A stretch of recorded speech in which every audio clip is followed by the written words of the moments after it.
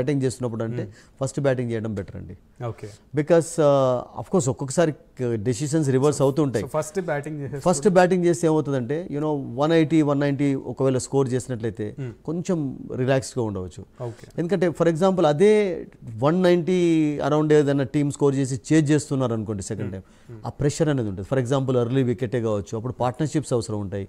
And అప్పుడు ఎంత క్యాలిక్యులేటెడ్గా ఉన్నా కానీ ఏమవుతుందంటే ఐ థింక్ వర్కౌట్ కావు అసలు యాక్చువల్గా. సో అందుకని if you want to be relaxed important టోర్నమెంట్స్లో ఒకవేళ ఫేవరబుల్ కండిషన్స్ ఉన్నట్టు, అంటే ఇప్పుడు సెకండ్ టైం కూడా ఏం ప్రాబ్లం ఉండకపోవచ్చు, బౌలింగ్ చేసే పరిస్థితి ఉంటుంది, మంచి బౌలింగ్ చేసే సిచ్యువేషన్ ఉంటుంది అంటే bat first, put up a decent total and opposition ప్రెషర్లో ఉంచడం చాలా ఈజీ అవుతుంది. మొన్నటి ఎగ్జాంపుల్ తీసుకుందాం మనం.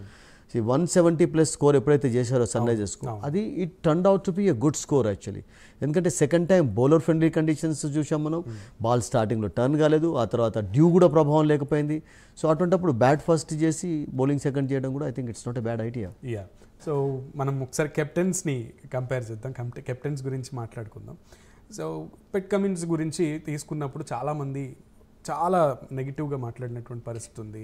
చాలా హ్యూజ్ అన్వర్తి, అంత బిడ్కి అన్వర్తి అంటూ కూడా మాట్లాడినటువంటి పరిస్థితి ఉంది. కానీ ఇప్పుడు ఈ కేకే అంటే కోల్కతా నైట్ రైడర్స్కి అలాగే ఎస్ఆర్హెచ్కి ఉన్నటువంటి కెప్టెన్సీ యొక్క బలాబలాలు ఎలా ఉంటాయి? అతడు కోల్కతా కూడా ఆడాడు Pat Cummins, we all know that. And కమిన్స్తో పాటు మనం స్టార్క్ను కూడా ఇంక్లూడ్ చేయాలి. బికాస్ స్టార్క్ను కూడా స్టార్టింగ్లో అలాగే 24 crores, ఇద్దరు ఆస్ట్రేలియన్సే కదా.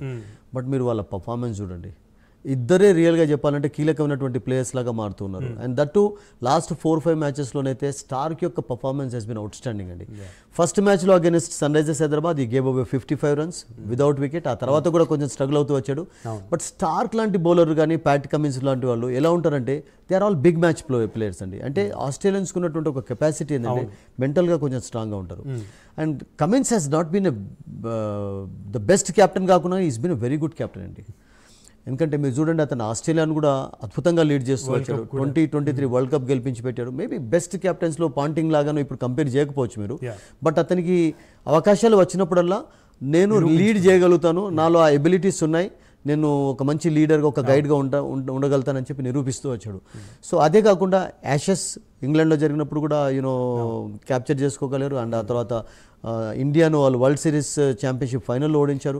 So it's been a decent captain అండి, మంచి చేంజెస్ చేస్తున్నాడు. అండ్ లీడింగ్ ఒక క్యాప్టెన్ ఎలా ఉండాలంటే ముఖ్యంగా he has to lead by example. అంటే అతడు కూడా పర్ఫామ్ చేసినట్లయితే ఏమవుతుందంటే టీమ్ యొక్క కాన్ఫిడెన్స్ కూడా పెరుగుతూ ఉంటుంది. So it's taken 17 wickets so far actually in this tournament. So I think he's doing a good job as a captain, no doubt అండి. సో కోల్కతాకి 2 సార్లు టైటిల్ని అందించినటువంటి గంభీర్ ఈసారి అదే కోల్కతా టీంకి మెంటార్గా ఉన్నటువంటి పరిస్థితి. సో అది కూడా ప్లస్ పాయింట్ అనుకోవచ్చు కదా కోల్కతా. వై నాట్ అండి, గంభీర్ లాంటి అంటే మనం అందుకని మీరు చాలా చక్కటి క్వశ్చన్ అడిగారు సునీల్. అంటే ఎప్పుడు కూడా కెప్టెన్స్ విషయం ఆన్ ద ఫీల్డ్ అంటే నేను ఫస్ట్ కెప్టెన్స్ అడిగాను. కరెక్ట్, మీరు అన్నట్టుగా ఆన్ ద ఫీల్డ్ డెసిషన్స్ అన్ని కూడా కెప్టెన్ తీసుకుంటూ ఉంటాడు. ఎందుకంటే మీకు అపార్ట్ ఫ్రమ్ దట్ మీరు అన్నట్టుగా ఈ సపోర్టివ్ స్టాఫ్ రోల్ కూడా చాలా కీలకంగా ఉంటుంది. అండ్ అందులో మీరు అన్నట్టుగా గంభీర్ రోల్ విషయం మనం చెప్పాలంటే ఒక స్పెషల్ డిస్కషన్ కావాలి దాని కొరకు. Is bin brilliant. ఎందుకంటే కెప్టెన్ అన్నాడు, సమ్మరీగా చెప్పాలంటే కెప్టెన్ స్వయంగానే అన్నాడు గంభీర్ యాజ్ ఎ మెంటర్గా ఉండడం అనేది చాలా బెనిఫిషియల్ మాకని చెప్పి. బికాస్ టీంను చక్కగా ఎంకరేజ్ చేస్తున్నాడు, అతని టిప్స్ కానివ్వండి, అతని వ్యూహాలన్నీ కూడా అతని అనుభవం చాలా ఉపయోగపడుతుంది అని చెప్పి I think is doing a fantastic job as a mentor. So ఆ చేంజ్ కనబడింది మీకు. బికాస్ ఇప్పుడు కోల్కతా ఇలా పర్ఫామ్ చేస్తూ వచ్చింది అంటే ఐ థింక్ సపోర్టివ్ రోల్ ఒక గంభీరే కాకుండా మిగతా వాళ్ళు ఎవరు ఉన్నా కానీ వాళ్ళ రోల్ చాలా గాను. అండ్ మీకు సన్ రైజర్స్ హైదరాబాద్లో కొంచెం ఎక్కువగా ఉన్నారు సపోర్టివ్ రోల్లో, బట్ మీకు కోల్కతాలో కొంచెం తక్కువ ఉన్నారు. వాళ్ళందరూ కూడా చాలా అద్భుతమైనటువంటి రోల్ ప్లే చేస్తున్నారు, నో డౌట్ అబౌట్ ఇట్. అయితే ఎస్ఆర్హెచ్కి ఎప్పుడు ఆ ట్రోఫీ వచ్చినా కూడా అది ఆస్ట్రేలియన్స్ ఆధ్వర్యంలోనే వచ్చినటువంటి పరిస్థితి ఉంది. 2016 తర్వాత ఇప్పుడు డెక్కన్ చార్జర్స్లో ఉన్నప్పుడు ఒకసారి సో మనకు అంత హిస్టరీ తెలిసిందే మళ్ళీ.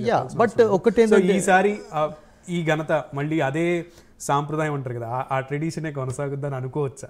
ఒకటి మీరంటే చాలా మంచి క్వశ్చన్ ఇది కూడా. అంటే చాలా మంది వ్యూవర్స్కి ఇవాళ రేపు అందరినీ స్టాట్స్ తెలుసు కనుక, అంటే ఫారినర్స్ లీడ్ చేస్తున్నప్పుడు ఐపీఎల్ టీమ్స్ ఓన్లీ ఆస్ట్రేలియన్స్ ఉన్నారు ఎక్కువగా, మిగతా ఫారినర్స్ లేరు.